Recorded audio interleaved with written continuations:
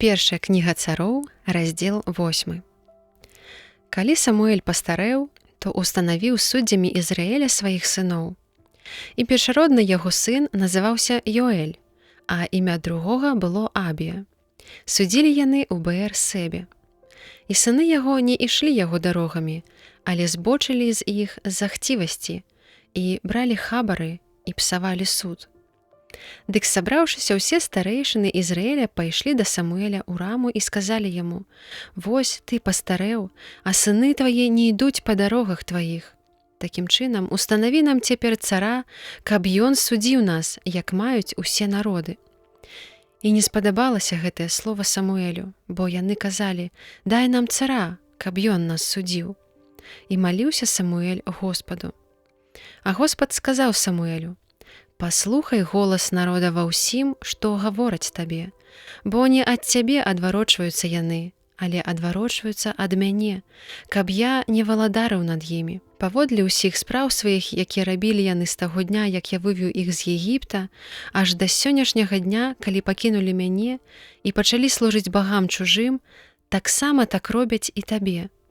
Дык цяпер выслухай слова іх, толькі уведамі іх і папярэдзь іх аб праве цара, які мае над імі валадарыць». Такім чынам Самуэль пераказаў народу ўсе словы Господа, бо народ дамагаўся ад яго цара, і казаў: «Такое права цара, які мае над вамі валадарыць.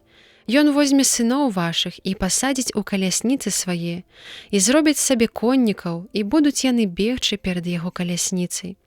І ўстановіць сабе тысячнікаў і сотнікаў, і аратых земляў сваіх, і жняцоў пасеваў, і кавалёў зброі, і калясніц сваіх. А дачок вашых зробяць сабе складальніцамі духмянасцей, і кухаркамі, і пекаркамі. І забярэ ён найлепшыя вашыя землі, вінаграднікі і маслінавыя гаі, і падарыць іх паслугачам сваім. Але і пасевы вашыя, і прыбыткі з вінаграднікаў абкладзе дзесяцінай, каб аддаць яе сваім еўнухам і паслугачам.